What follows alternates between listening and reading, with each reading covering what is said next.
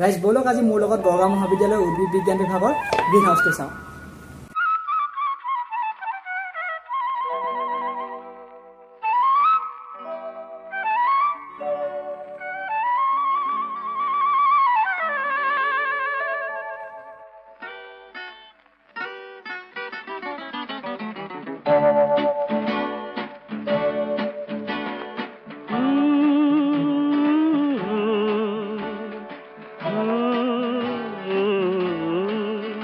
দেখা নাই আগে এনে ছবি দেখা নাই, শুনা নাই আগে এনে সুর শুনা নাই।